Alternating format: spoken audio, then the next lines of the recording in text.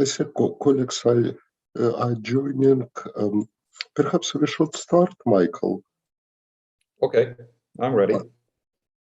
Well, then thank you very much for having me today. Yeah, thank you very much, Michael, for agreeing to give a talk today. It's our pleasure to have Michael Wolf of University of Zurich.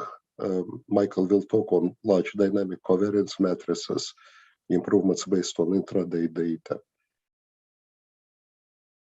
Yes, Michael.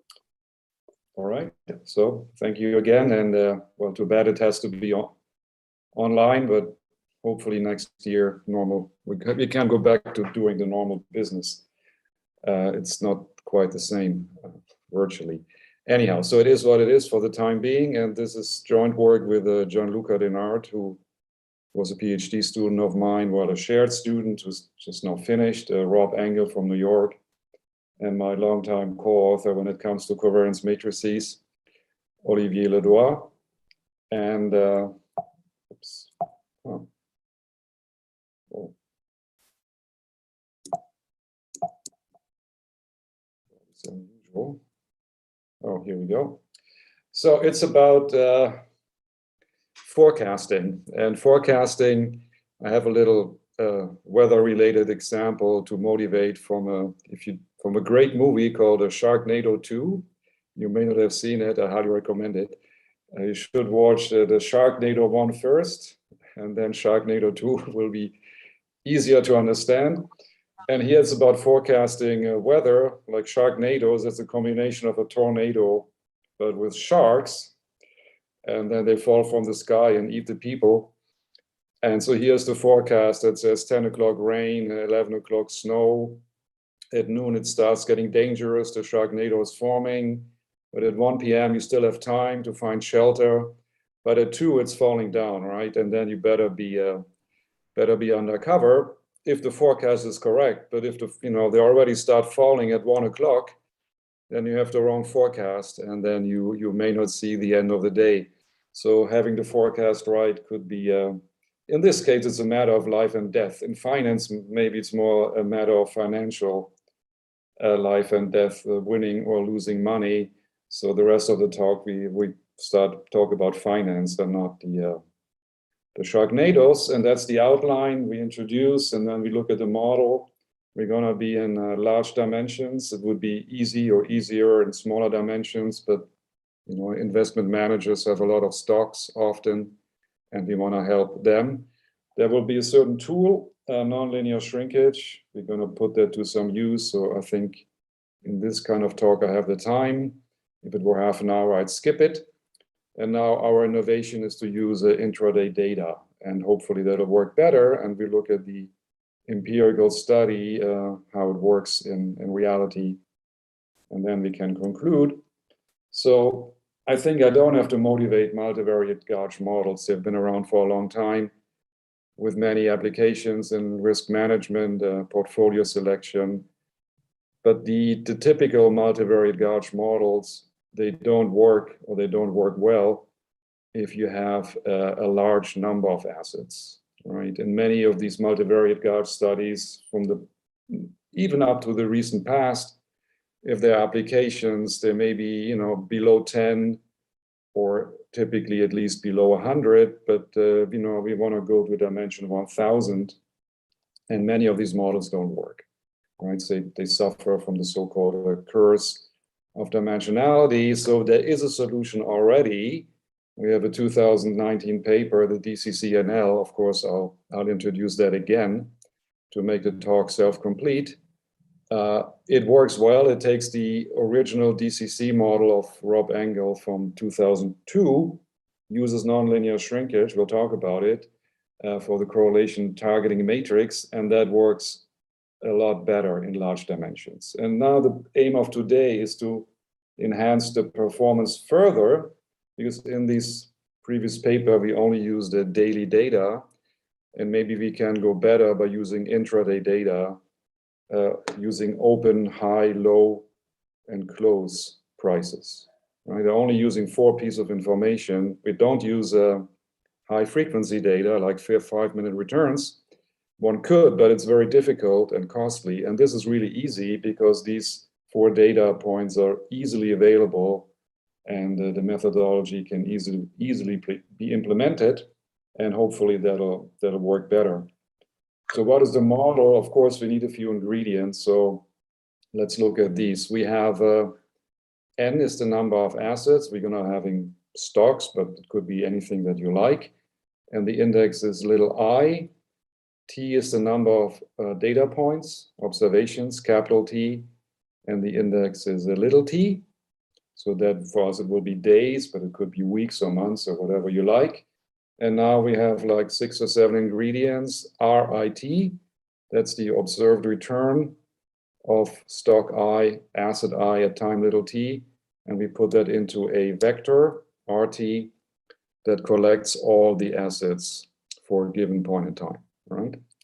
So then next, DIT squared is the conditional variance of that return given the information up to time t minus 1, right? And then we can actually take the DIT, which would be the conditional standard deviation, and put it into a diagonal matrix, DT. The object of interest that we're really after is the conditional covariance matrix. Right? That we want to model and forecast. The full matrix. In particular, if we look at the diagonal of that matrix, that would be the DT squared. Okay, so we're almost there. 3 more ingredients. SIT, if we take the return and divide it by its conditional standard deviation, then it becomes what we call the devolatilized return. So that thing by construction has conditional standard deviation 1. Right? We also stack that into a vector across assets. Then we have RT is the conditional correlation matrix, would be actually the covariance of the devolatilized returns. That varies through time again, but then we're going to be in a stationary world, right? So unconditional quantities do not change through time. And in particular, we're going to be using this one as an ingredient, C, which is the unconditional correlation matrix, right? That does not depend on time. Okay. So Michael, with these ingredients, now we're going to start the cooking, our work. Michael, may I ask a quick question about the previous slide on robustness? Is it meant robustness to distributional assumption in particular? No. I should have said it's only robust against the dimensionality, nothing else. Okay. Right? So this our model, if we have dimension 10, it makes no difference compared to DCC. It's interesting about robustness to distributional assumptions, say, perhaps, you know, Mikosh and Staricha had several papers on GARCH inference under infinite force moments, and you also had several papers on robust inference under heavy tails. I wonder what are the moments? So I think, well, we're not making inference, right? So inference is not of interest to us. We only want to like estimate or forecast. Now, could the forecast be improved by using, we're using going to be a normal distribution and the estimation? Maybe it could be better by using a non-normal, but that we did not investigate. So we wanted to show that, you know, that we do better than the original model by using the nonlinear shrinkage and keep everything else the same. Because if we change all kinds of things, then you don't know where the improvement comes from.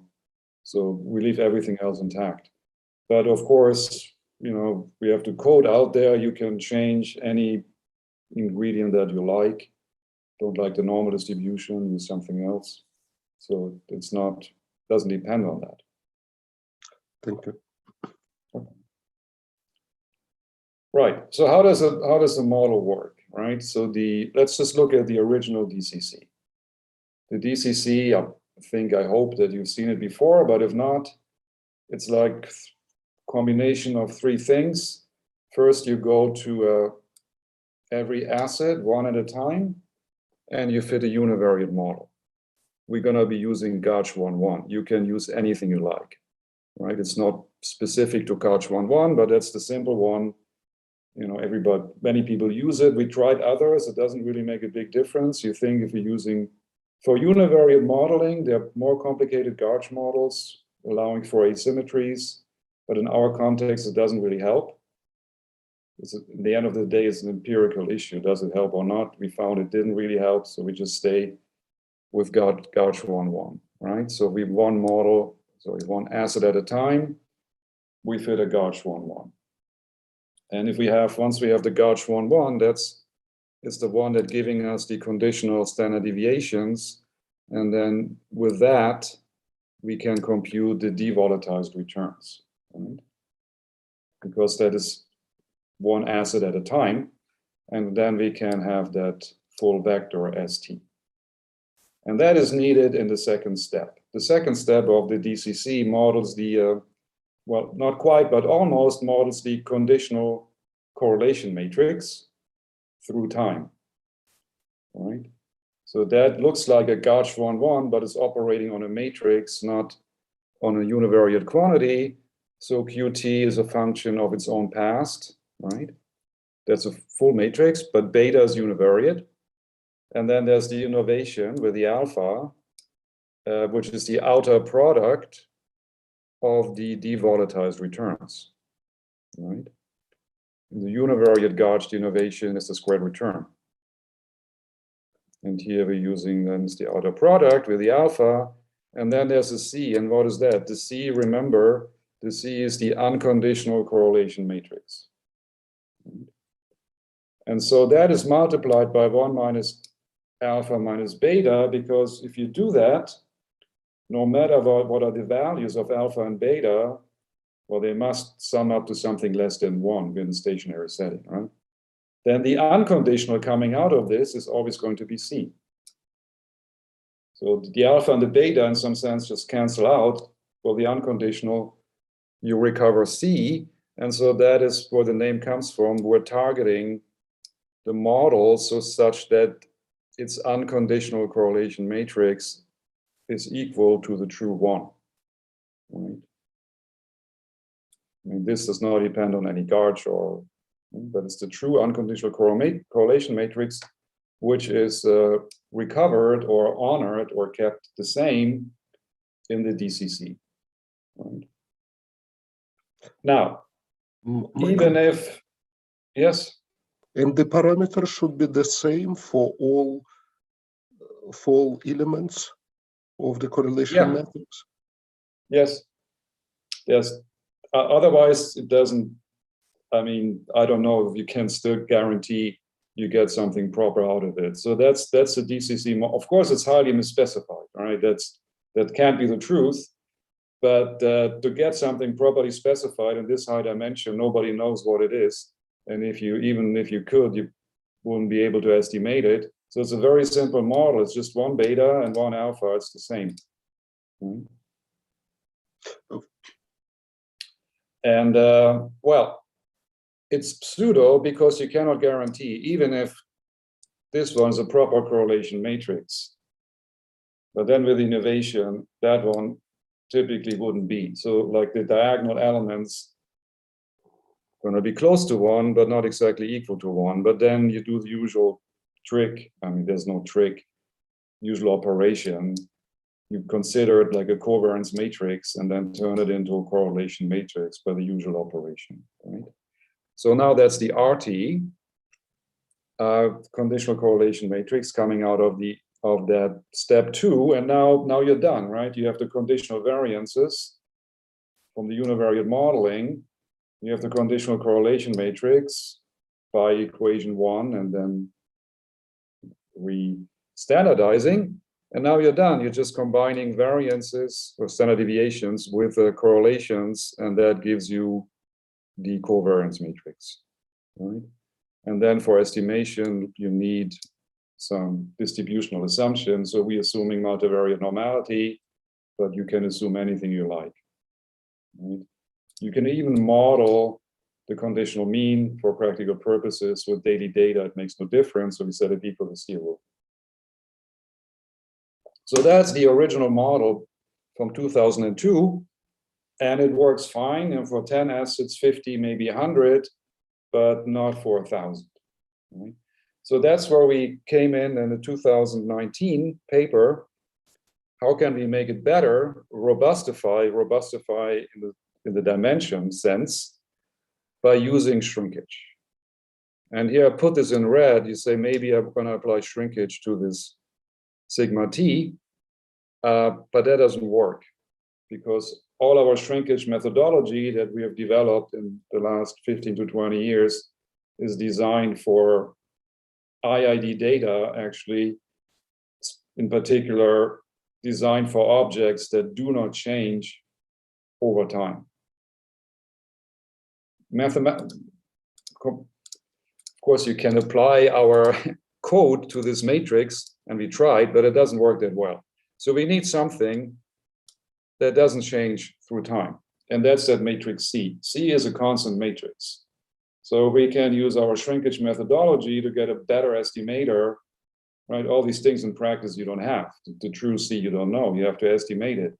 If we can use the shrinkage for the estimation of that, then the hope was that the whole operation works better, and it did, and that was the whole point of the 2019 paper. So let's talk about the estimation in practice, right? So if you have a lot of assets, estimating the model is challenging, and right, you're using multivariate normality, you have to invert these matrices that now are 1,000 by 1,000 for the normal density, and you have many of those, and you do it all over again. So computationally, that full maximum likelihood cannot be done, right? And then there's this paper took a very long time getting published. It's been around for almost 10 years. So, but we already had the technology. It's not from us. Parkel and co-authors, actually Rob Engle is one of them. They're using a composite likelihood. So the model can be estimated, right? Which model? Model 1, right? You think it's easy. You only have to estimate these two numbers, alpha and beta, but with full likelihood, you can't do it computationally in dimension 1,000. Maybe you can do it in 10 years, but you can't do it yet. So what they did is building up a composite likelihood. It's not the point of our other paper, but they're looking at pairs of assets, 2 by 2 blocks. That's a bivariate normal, that's easy. And then you put it together in a composite likelihood. You're looking at pairs. Of course, there are many pairs. In general, there are too many. N choose 2 is a large number, but they're only using n, well, n minus 1. So you take asset 1 with asset 2 with asset 3, and so on. Of course, it depends on the ordering of the assets, right? But still, you do what you can do. This one can be done in real time. It's feasible, right? But that methodology, composite likelihood, you are able to estimate these parameters alpha and beta. However, as an input, you need an estimator of C. And that comes as the first input in the data, namely the devolatilized returns. There's no problem with dimension because devolatilized returns, they come from the univariate models.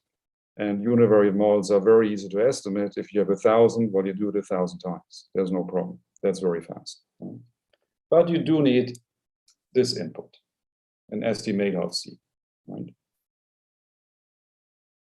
And so then you have the scheme. Univariate GARCH 1,1, you need an estimator of C, and then you can use the composite likelihood method to get estimators of alpha and beta, and then you're done.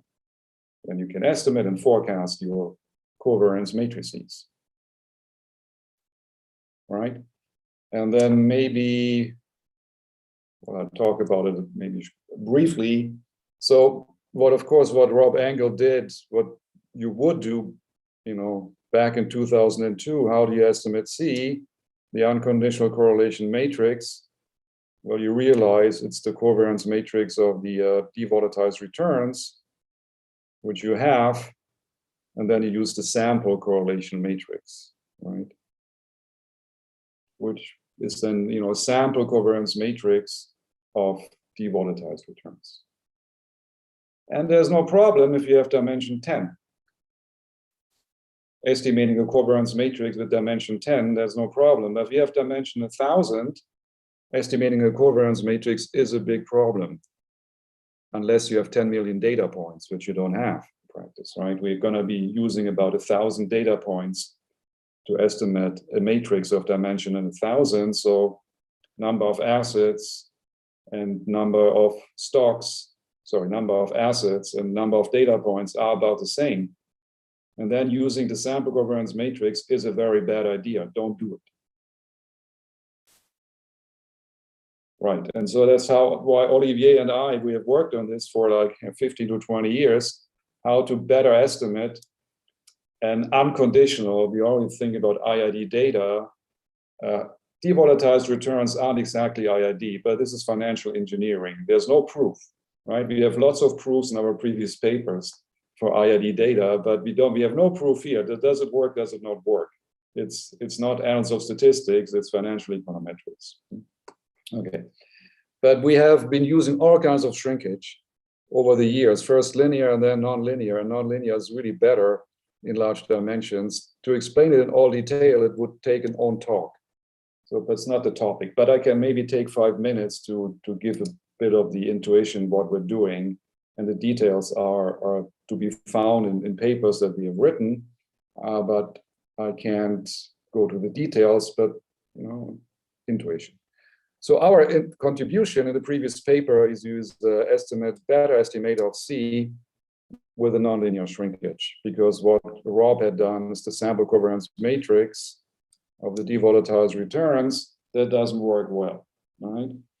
So we're going to apply nonlinear shrinkage to the devolatilized returns, and that works really well. And the resulting combined method works much better, as we had shown before. And so just briefly, what is nonlinear shrinkage? The methodology is developed, as I said, for IID data. And the covariance matrix sigma, IID, of course, it doesn't depend on T. We have the data, we stack it into a T by N matrix, right? So the rows are the observations, and the columns are the variables. Then we start with the sample covariance matrix, right? That should not be the end of it, that would be bad. But we do a spectral decomposition, we decompose it into eigenvectors, U, and eigenvalues, lambda, right? And then we just go to a whole general methodology going back to my hero, Charles Stein. That's my hero. Right? So he already worked on this problem, but he didn't have the technology that nowadays we have, right? So we sort of took over where he left it off, having better tools, tools other people developed for us, right? People working in random matrix theory, we're using their tools, which Charles Stein didn't have. Of course, he would have solved it quicker than we did because he was much smarter. So what he proposed is keep the eigenvectors, but instead of the eigenvalues, you can do anything you like in the middle, right? And what is the motivation? That class of estimators is rotation equivariant. If you keep the eigenvectors, you change the eigenvalues, it's rotation equivariant, meaning if the data gets rotated, your estimator rotates along accordingly. And I think that's a nice property if you don't know anything about sigma. If you know something about sigma, then the whole game changes, right? Estimating a covariance matrix is a tremendous literature. And some people play the game, we know something about sigma, and we use the knowledge. Like, if you know sigma is sparse, this is a very bad idea, right? If you know sigma is sparse, you should impose that in your estimation process. Right? But financial covariance matrices are not sparse, so don't use sparsity. You could use it on the inverse, maybe, but it's a whole different. We're going to using the methodology of Charles Stein, right? Rotation equivariance. In particular, we're going to be in that class. So we're keeping the eigenvectors fixed, and we only, quote unquote, only can play with the eigenvalues, a diagonal matrix stuck in the middle. And so here's what we do some transformation, and that is an arbitrary function. What we did in the past was only a linear transformation of the eigenvalues, bringing all of them towards the middle, right? But now we're allowing for an arbitrary function, nonlinear, and actually some are allowed to move away from the middle. You can do anything you like, right? So it's a nonlinear operation, nonlinear shrinkage, and then we have developed a methodology in previous papers that really here it would take too much time. Right? But we're using large dimensional asymptotics to reflect that N and T are sort of the same magnitude, so the ratio goes to a constant that is not zero but positive, and we can figure out, like, in that limit, what is the optimal shrinkage function. Of course, you need a loss. We use the Frobenius loss. By now we have other losses too, but different talk. And so that thing we can, of course, the optimal depends on things you don't know, clearly. But then we're able to estimate that function consistently, right? We have an estimator called that d tilde, and that estimator we let loose on the sample eigenvalues, and that gives us a diagonal matrix, and that one we stick in the middle, and the eigenvectors of the sample we keep.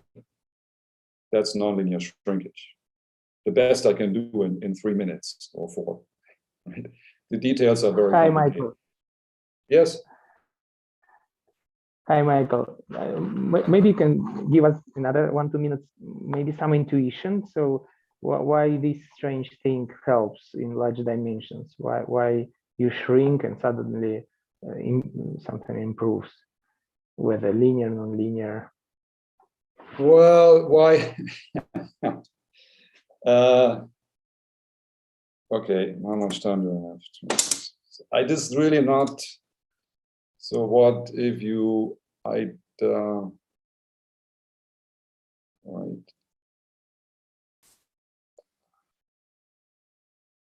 Actually, I didn't write this down, maybe I should have. So you can figure, right, of course you need a loss function, right? That's the true matrix, sigma. Here T is the dimension, things that depend on the dimension. And then you keep the eigenvectors. You can only move, you can play with the eigenvalues in the middle. You try to minimize the loss. And there's actually a formula you can work out easily. What should be the transformation on the optimal? Right, what should be a typical element of the optimal matrix? I didn't write it down here. I don't have that's why in person you can write it on the board. But it's easy. The optimal typical element that you want to stick in the middle, right? So you can, and that's not the risk, that's the loss. To get as close as possible to the truth according to the distance, just Frobenius loss, which is the Euclidean distance applied to a matrix. The best you can do, the closest you can get, the typical element is ui prime sigma ui, right? Ui is the ith eigenvector of the sample. So you take the sample eigenvectors and combine it with the sigma. Of course, the sample eigenvectors you know, ui prime sigma ui, but the sigma you don't know. You think it's impossible, but you can get, there's a limiting counterpart which you can estimate consistently. That's the best intuition. And then of course you can do all kinds of simulation studies and show how much better it works in finite samples. But the idea is if you knew sigma, but you don't have to estimate it. But if you were somehow allowed to use it in the construction, it's ui prime sigma ui. That's what you really want to stick in there. And we can estimate this object consistently in some sense. But that's all I can say.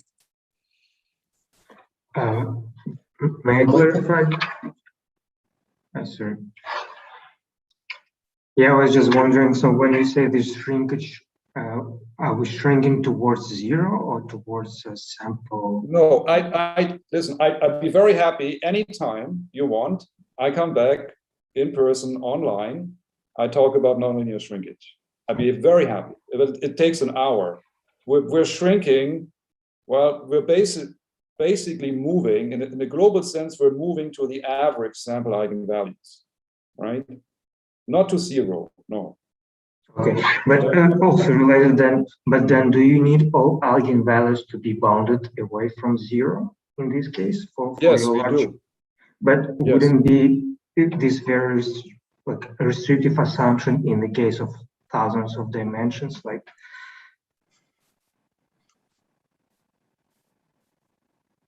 I don't want. Okay. Sorry. Yeah. Okay. Right. So there we have an asymptotic framework. So you look at the eigenvalues, the true eigenvalues, right? The eigenvalues of the true covariance matrix. Okay. So then you look at something that doesn't depend on a dimension. You look at the empirical distribution of the population eigenvalues, right? It's just the putting mass 1 over n. And of course, all population eigenvalues must be positive, right? We're not dealing with degenerate covariance matrices. The true population eigenvalues must be positive, all of them. And in the limit, converges to some limiting distribution of the population eigenvalues, and that distribution has a bounded support, right? Bounded away from zero and bounded away from infinity, right? So you cannot have population eigenvalues getting arbitrarily close to zero. They have to be bounded away from zero. That is key. Okay, thanks. Michael, related to this slide and also the works on moment assumptions, in applications to returns, say, is this assumption on finite wealth moment going to be assumption on the returns? Then it seems to be here it's on the of course the devolatilized returns. Finite wealth moments, you need it for the mathematics. Yeah. Is it for devolatilized returns, for innovations of GARCH, or for unconditional moments? Unconditional. For unconditional? Well, like I said, the framework doesn't allow for arch GARCH, right? The framework is IID.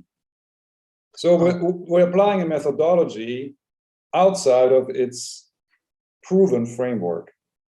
So, but it's financial econometrics, the proof is in the pudding. Does the method work or not? I mean, everything is misspecified, right? The multivariate GARCH is misspecified, guaranteed. We're using something to estimate the correlation matrix that doesn't really apply. We don't care. In this paper, we don't care about any kind of theory, right? We have in other papers, we're doing the theory to the last dot, and we go into all details and with a full appendix. But in this talk, we say theory, goodbye. Yeah. I just wanted to clarify, if we think about applications of analogs of this result to returns, yes, that follow GARCH structures, say, moment assumptions, are they going to be on GARCH innovations or GARCH process itself? GARCH process itself. I'm thinking about, if you perhaps go back to the statement of the model DCC, I'm thinking about the results by Mikosh and co-authors that show that when we try to estimate variance covariance method or after correlation of GARCH process, then one needs finite force moments on the GARCH process itself. And yes. here R's, are they GARCH time series or innovations? R variable. The innovations are the devolatilized returns. Okay. So then I'm thinking about moment assumptions that that would be needed to estimate autocorrelations of R's? Apparently, at least force moments, right? I have no idea. Mm-hmm. I don't know. I don't know, and I don't care. Mm-hmm. I really don't, because the whole thing is misspecified. It doesn't. I don't. You know, why prove consistency of something that isn't possibly the true model to begin with? It's just we're cooking here and throwing something into the pot, and in the end, do we get a tasty dish? So there's no proof in this paper anywhere. And I'm not going to apologize for it. I've proven enough theorems, and in different talks, in different papers, we did it and maybe still do it, but there's no theory here. There cannot be any theory. Not possible. So I apologize to all who expected theory, but again, I'm happy to come back another day and talk about theory, but there's no theory today. So,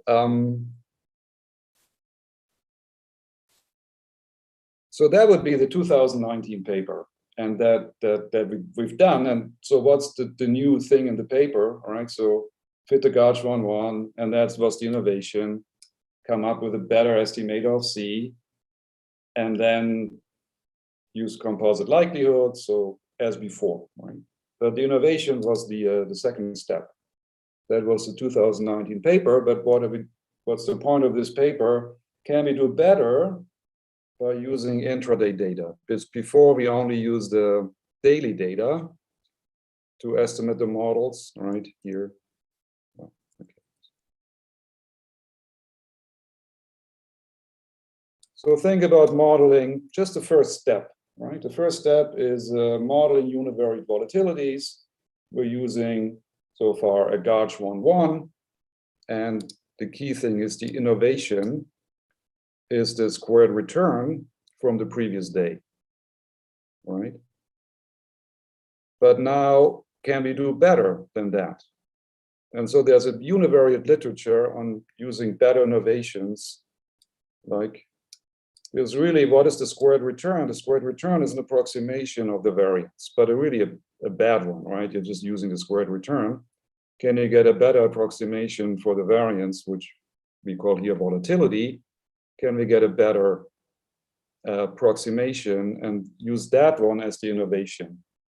And yes, we can. So the choices are detailed below, but the key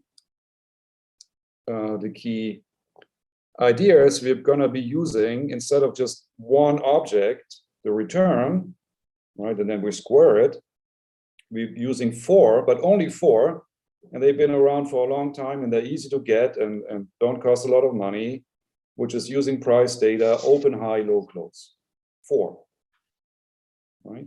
And it seems with going to 4 only, we can't do much, but let's see. Maybe we can get something out of these 4 beyond the squared return, right?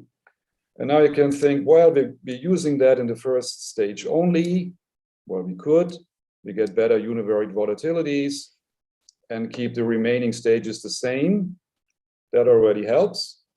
But why stop, right? We can upgrade and go to the full stage and not only use the better proxies in stage 1, volatilities, but also in stage 2, the co-volatilities, right? Getting the most out of the innovation. That's what we want to do. Now here, again, that's not the point of this talk. We just go to the existing literature. We don't innovate, right? There's an existing literature. Many papers have been written, how to use open, high, low, close prices to get a good volatility proxy, right? And you see all these things are in there, the C, the O. I don't have time, but we went to the literature and we're using a really old one at the end of the day from 1980, right? And we don't fiddle around. There are these certain parameters, model parameters, there's an A, and people have suggested use 0.17, Why? I have no idea. I don't want to know. I don't have to know. It's other people's responsibility. And there's an F, 0.25. We're using that, 0.25. So that one, for our purposes, seems to be the most useful one, right? And it's been around for a long time, easy to implement. Now you could say, why don't you do even better, right? You could do even better. What is the best approximation to the volatility you could compute? Well, it's the realized variance, right? Realized variance based on high frequency returns, like minute by minute or tick by tick, whatever. The methodology does exist, but it's very complicated to implement. And first you have to get the data. They are very expensive. One Yes? suggestion is there's been a modification of Garman class volatility estimator by Yang Zhang. They add overnight jump component, still relying on the 4 elements of open, high, low, and close. So this is just a modification of the proxy formula that you have here for Garman and class. If you could send me an email. I'll send you the email. Okay. Yeah, because I won't be able to remember, but yes, so that made it work even better. That'd be great. Okay. Thank you. So yeah, high frequency data, great in theory, but in practice, you have to buy it, you have to clean it, you have to deal with it. Maybe it doesn't exist for all the stocks, so we don't go there. But our method, obviously, our methodology is completely, it's like a high level. You can do any volatility proxy that you like. So if you have access to high frequency data and you can compute realized variance, by all means, go ahead and do that. But we didn't have the access. Right? So then, V-hat is any volatility proxy that you like, right? So it's the counterpart to the squared return. And for stage 1, that's all you need. But then for stage 2, you need also the returns. You need something that not only has the volatility, but also the sign, right? And then you would say, okay, we take the root and then we sign it. Because that, if you start with a squared return, you do the operation of signing the root, you get back the return, right? Clearly. But now we just start with something that is not the squared return, and we say we take the root and we sign it. We take the sign of the observed return, and that, nothing wrong with that. But we thought maybe we can do even better. But the better is that we don't just take the sign, which is a step function, right? Jumps from -1 to 1. At 0, we take a sign that is a bit smoother, right? So here the blue line, the continuous blue line, that's the signed function, right? It's -1, -1, -1, -1. At 0, it jumps to +1.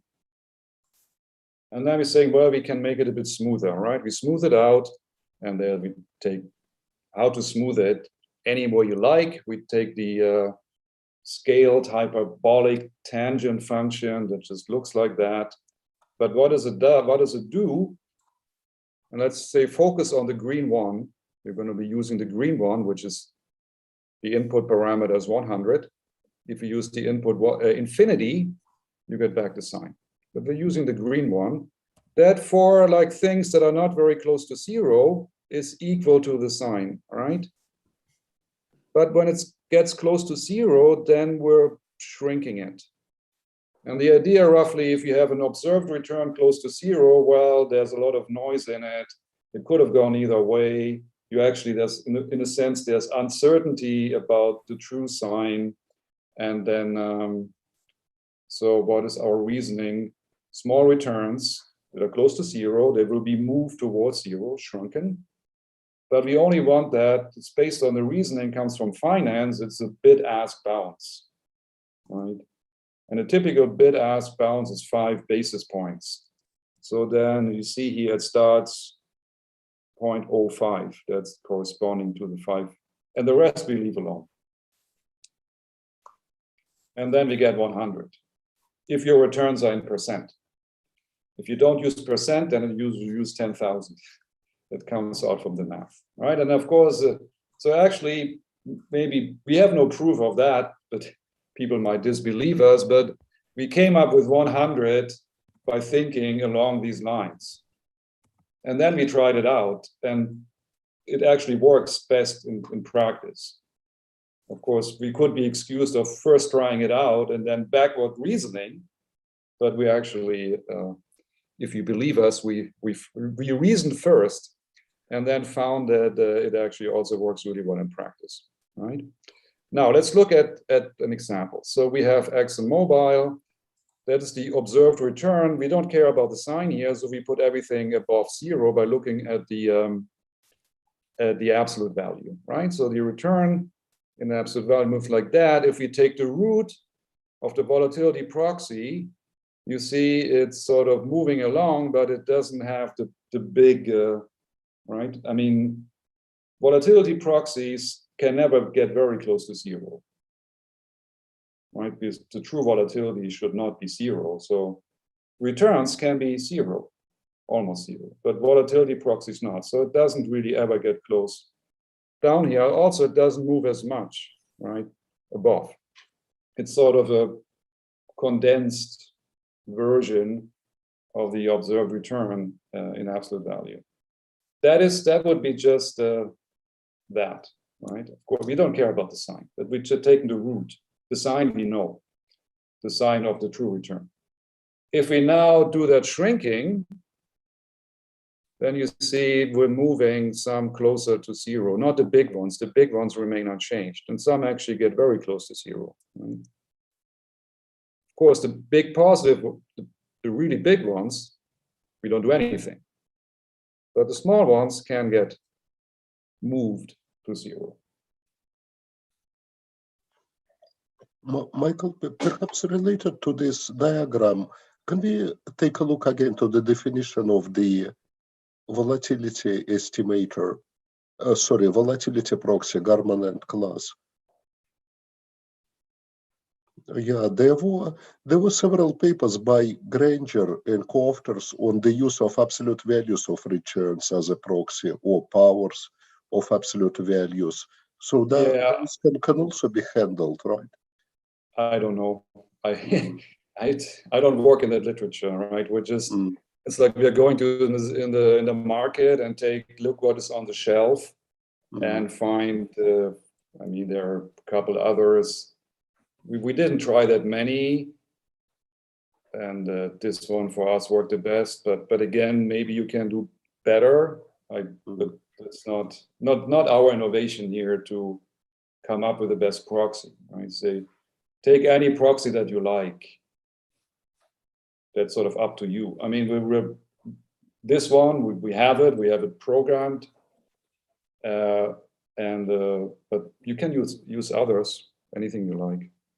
I don't have a strong view what is best.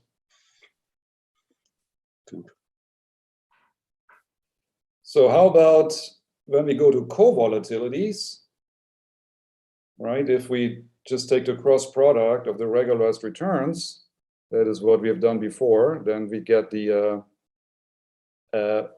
observed, that is the previous, then if you do the regularized, then you don't see that clearly, but in general, it's also a bit of a condensed version, right? I mean, take this one, like very big, with the actual returns.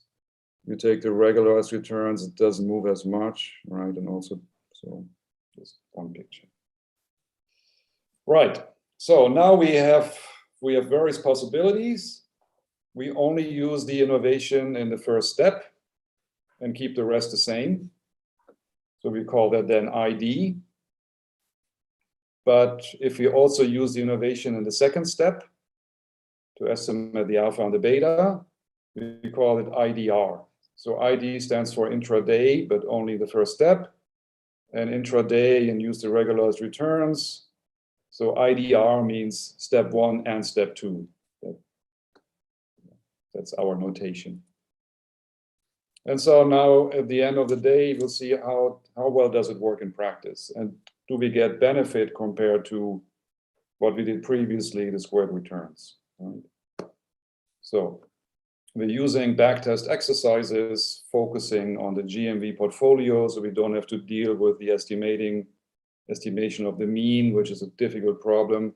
But the GMV portfolio is a clean one. It just sort of looks at how good is your methodology to forecast covariance matrices. It's not a portfolio you want to implement in real life. In real life, you need more constraints, right? But as a method to evaluate how good your method is to estimate sigma hat, it's a perfect, to us, it's a perfect method, right? And we really what we want to get is a small standard deviation of the out of sample returns. Then people come, how about the information ratio, which is like the Sharpe ratio without the risk-free rate? Well, it isn't designed for that, but we can look at it. Why not? So we're having a lot of data going back to 94, daily data. As we always do, we update not every day, because in practice that would be very costly. We update once a month, as we've done in many other studies. So we don't reinvent anything here, using like existing methodology. We start investing in 1998, so we get 240 months, 5,000 days. That should really give us enough information to compare which methods are better. And then we have, I really want to focus on size of 1,000. It's of most interest to us. We also do smaller sizes, but we want to go to large dimensions, right? And portfolio managers, they want to have a large universe. They don't want to invest in 10 stocks, because then they would be moving the market too much. They want a large universe, so 1,000. And of course, we need data. We're using the last, why that strange number, because trading days, they are about 250 in a year. So that's about 5 years of data, right? You could use 1,250. It doesn't matter, right? And then, I have to skip that. We kick out certain stocks if you don't have data, or if the pairwise correlation is too high, because it might be the same stock appearing twice under a different name, and so on and so forth. Out of those then that we have, which are the N? Well, we just use the largest ones. There's a well-defined rule, there's no ambiguity, and people can replicate, right? Okay. Of course, so find those that have an almost complete history after 21 days in the future, which in practice you can't do, but in the academic study you can. Doesn't really make a difference. And of course, we also need those where we can do our stuff. So we need the full OHLC, the full one, available at least 90% of the time, right? And the HL or the O available at least 95% of the time, right? So if we don't have the full, then we can't do this, right? But we could still do one of those, right, as a backup.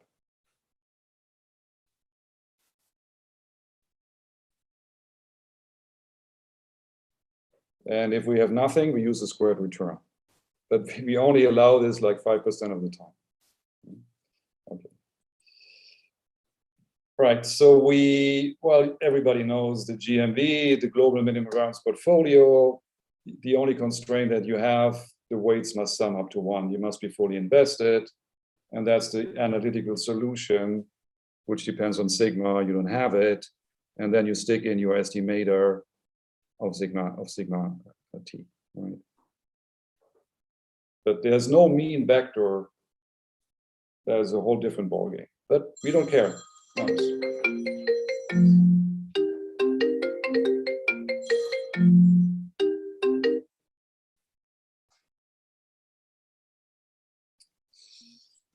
I apologize for that.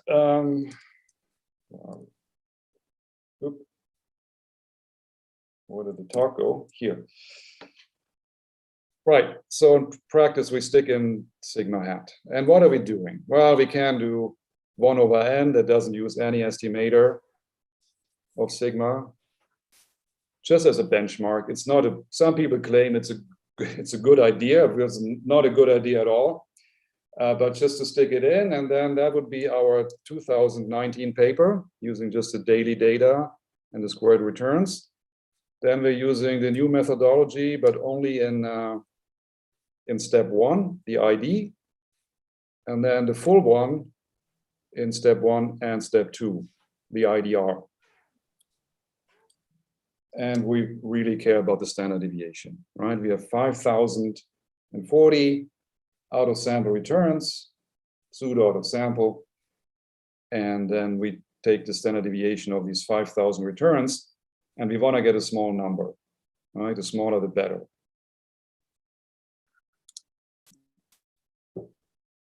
And so we have this table, right? We have 4 methods and 3 universe sizes.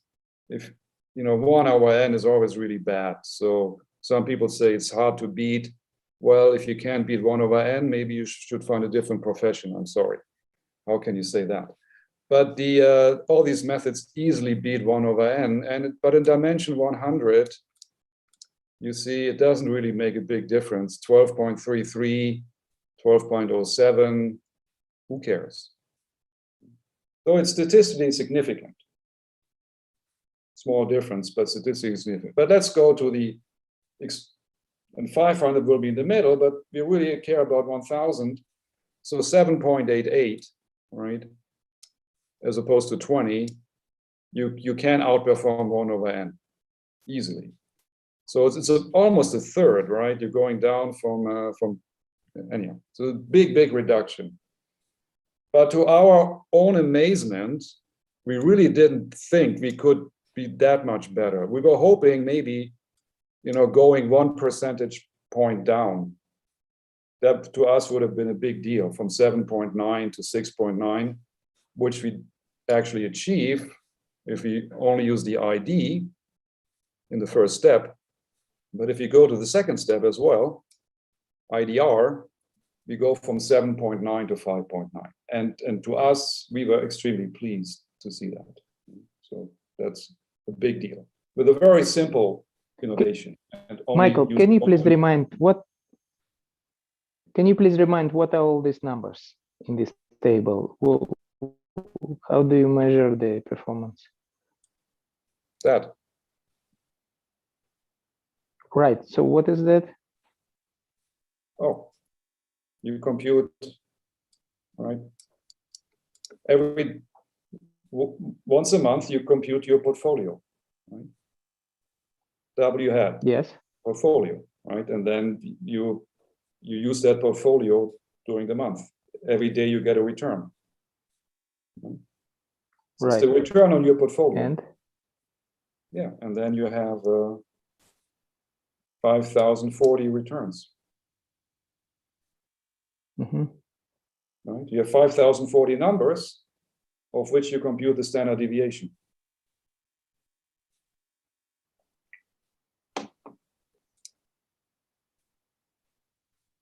You look confused, but you have 5,000 numbers. It's like you're investing according to your portfolio rule. You have do this 5,000 days. You have 5,000 returns, and then you compute the sample standard deviation of 5,000 numbers. So I hope that should not be confusing. Hopefully.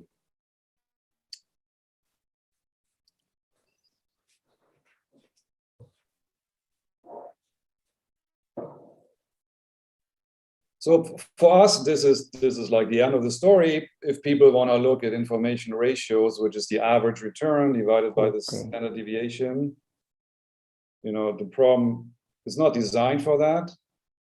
But we can look at it, and lo and behold, we also get the best numbers in that sense, right?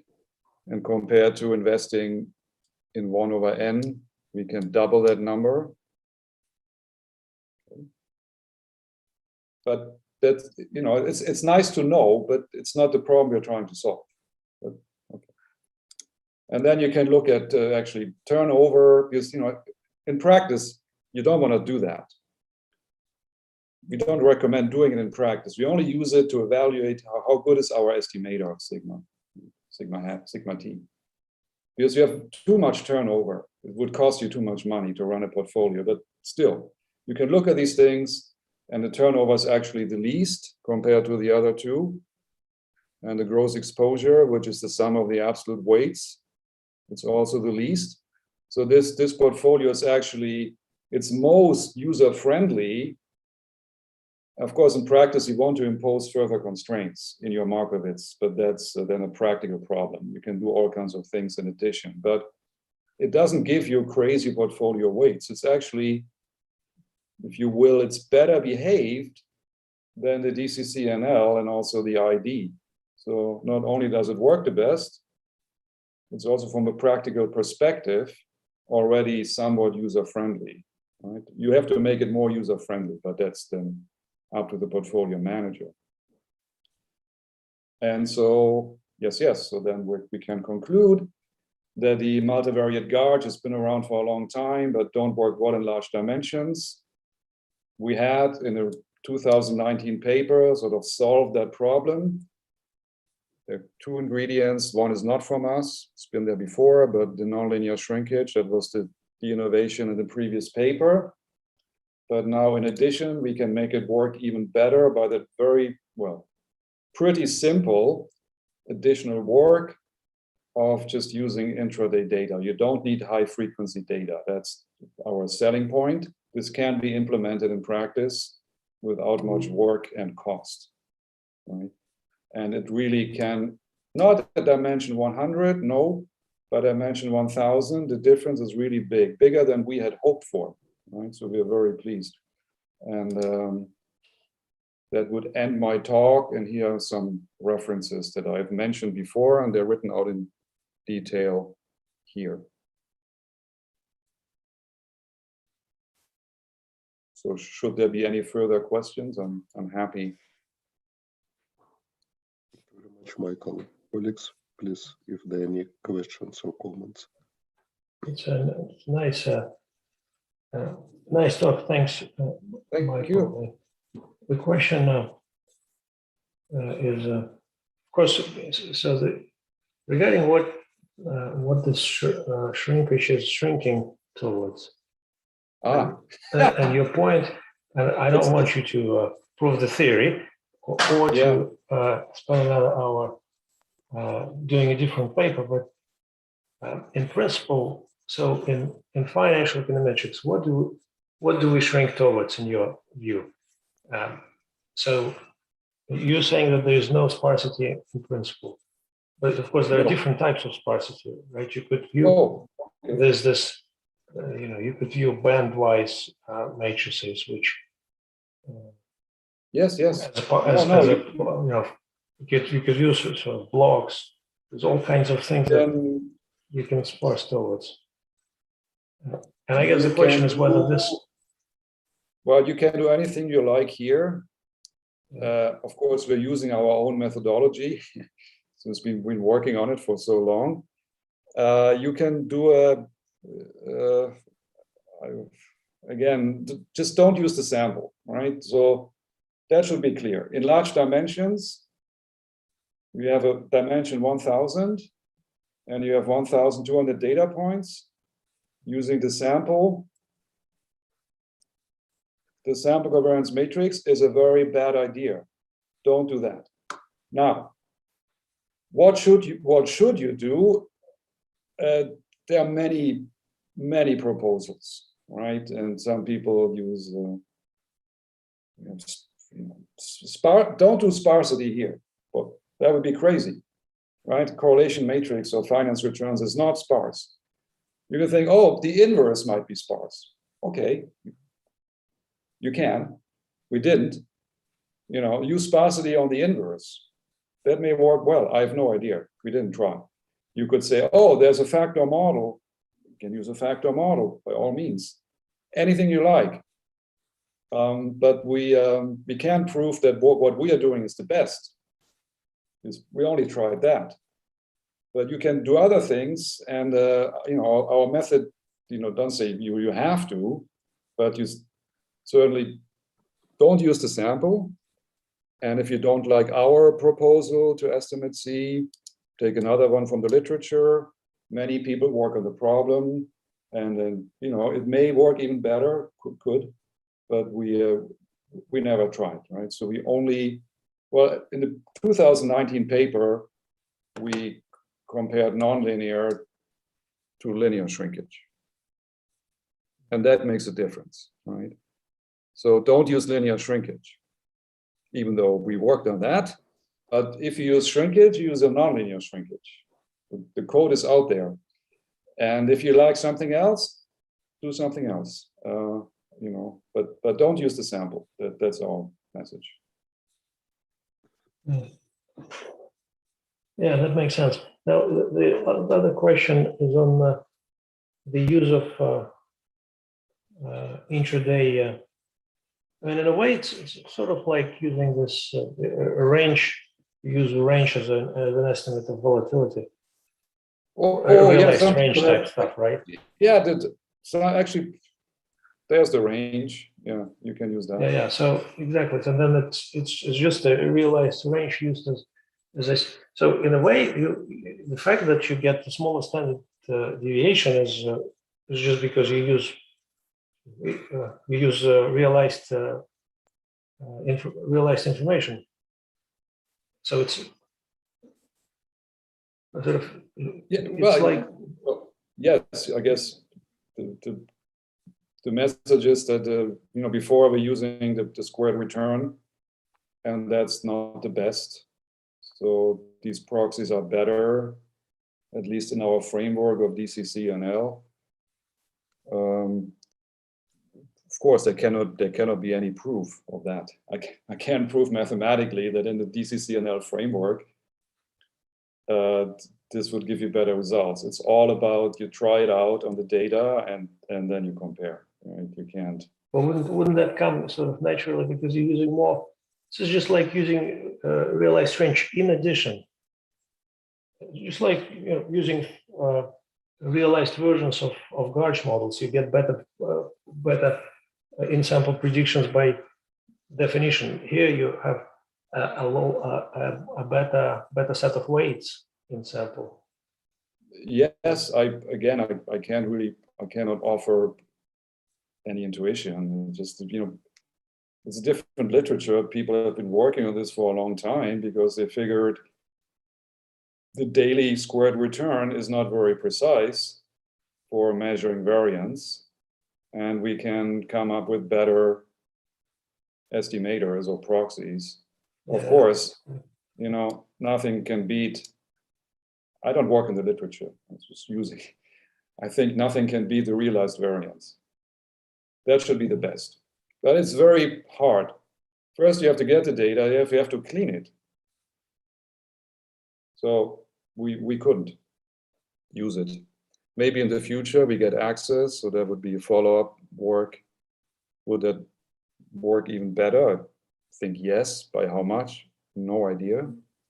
I cannot say. Another paper, maybe tomorrow. Right? Not tomorrow, certainly not tomorrow. Yeah? No, maybe next year or the year after. I don't want to work so much anymore. Right. Thanks. Yeah. All right. Michael. Yes. So is it right to think that the problem with this inverting matrix is that we have very small eigenvalues? Yes. And then shrinkage would somehow move away from zero small eigenvalues, maybe in a linear way.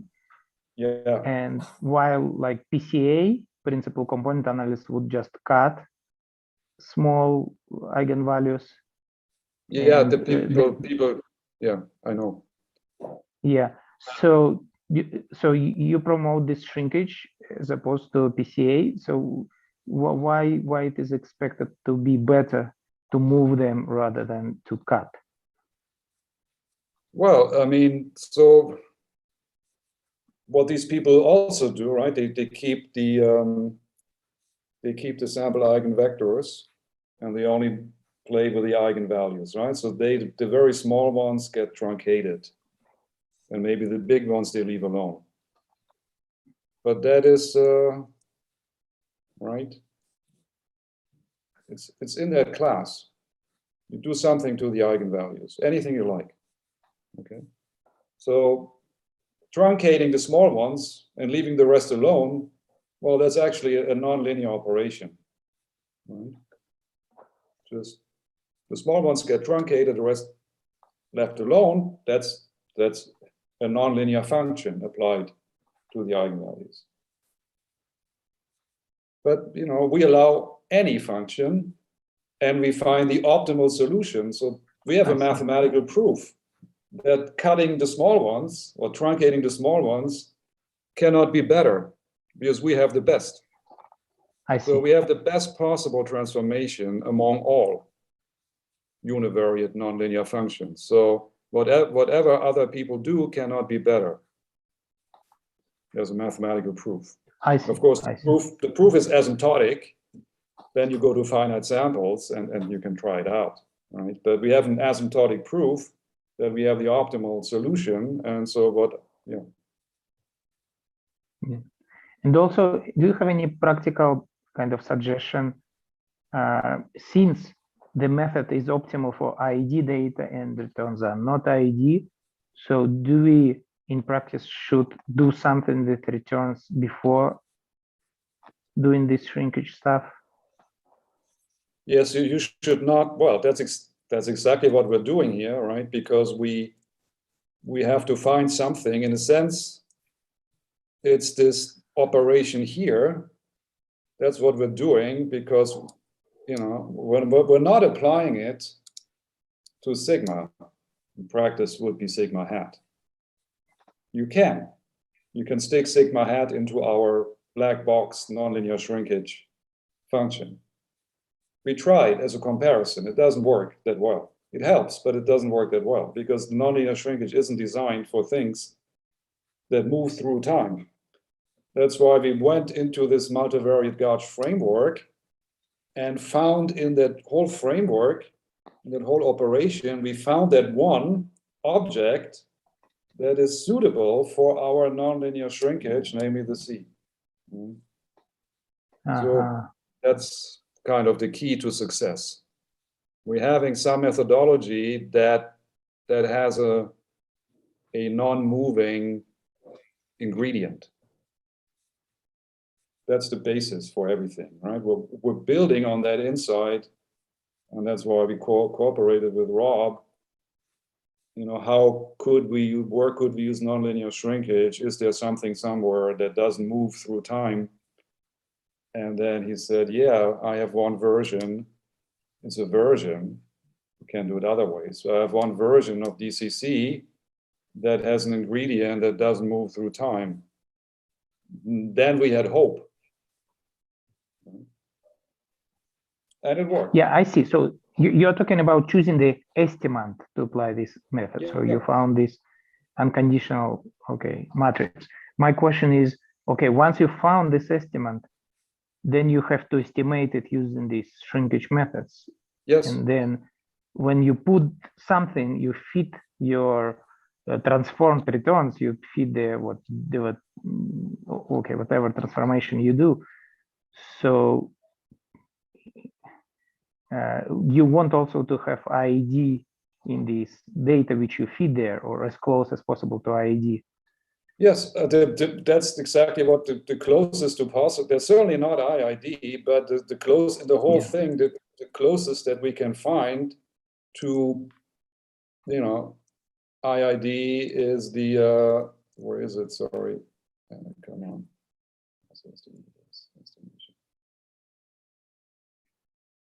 Well, I didn't say it here, but right. These things. That's as close as we can get to. They're not IID, but at least they're not crazily non-IID, right? If you just take the returns themselves, right, it would be crazy to use nonlinear shrinkage. Crazy. We've done it in the past, and maybe if you have weekly, monthly data, right? You can, in practice, you can do anything you like. It already works okay. There's a paper on, people in finance literature pretend things are IID, and then, right, in that literature, we can use nonlinear shrinkage and compare to what they are doing. We can, and we did, and it works better than what they are doing, but really that should not be the end of it, right? So we figured, can we do better than that, than pretending returns are IID, which they're not. Yes, we can do better, but then we have to go to the GARCH, and within the GARCH, think how can we, which object can we estimate better, and that's the C. Okay, so we know that correlations are very small in returns. So the question is, okay, the volatility clustering stuff, and then you adjust for this, and then it's even more like IED. That's the idea, I think. Yeah. Yes.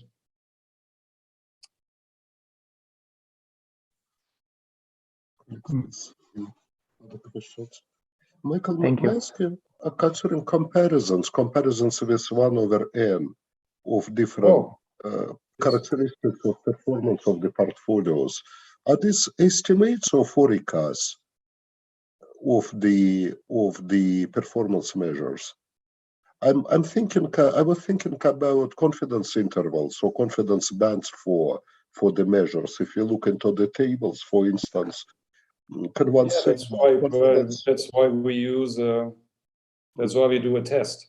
Oh, okay. So confidence bands essentially do not intersect, and the DCC models perform better than 1 over n. Oh, 1 over n, you don't have, I mean, there's no testing needed. If you compare 20 to 5, nobody has to do a test, right? And for Sharpe ratio, kind of also very large differences, right? For what, please? Sharpe ratio, the information criteria that you refer to. Here we, what's the message? Basically, we don't have any, well, of course, these two are not statistically significant, really not. That one would be statistical. Here we didn't test.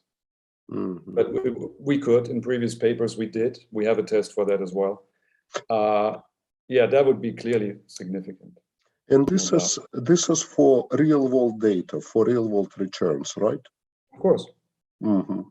Yeah, I was usually actually constructing confidence bands for ratios like Sharpe and the heavy, maybe problematic on the heavy tails, because it's variance of the squares that would require, again, infinite force moments.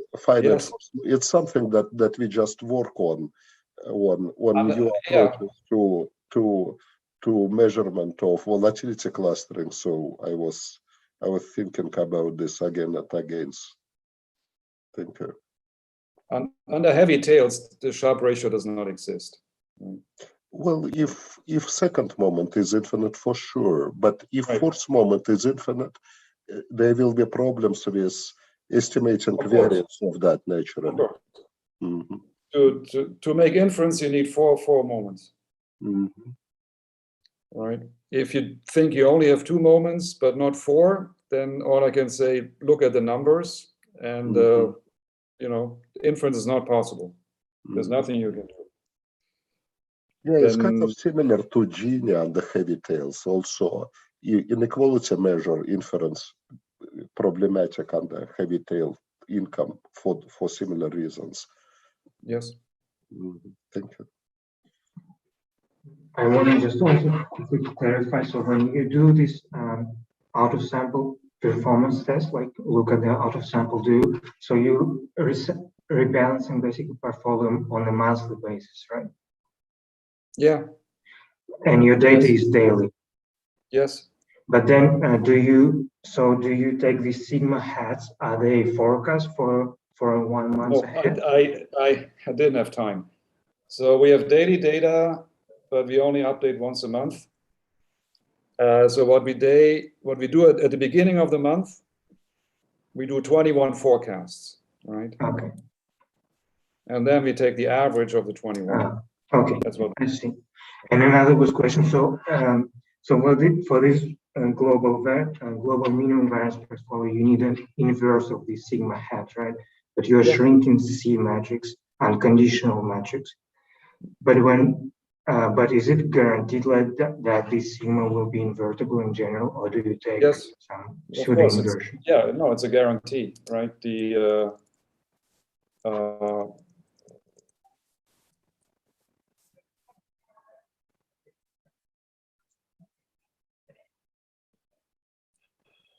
D clearly is positive definite, right? And if C is positive definite, that's why another reason you shouldn't use the sample. If you have more assets than observation, the sample covariance matrix is not positive definite. Yeah, sure. Right? Yeah. Then you're running in trouble. But our estimator is guaranteed to be positive definite. Even if you can use the methodology, if you have more assets than you have data, it still gives you a positive definite. And then if C is positive definite, and then you have no trouble. Okay. Yeah. Yes. Thanks. Thank you very much, Michael. Colleagues, if other questions, comments.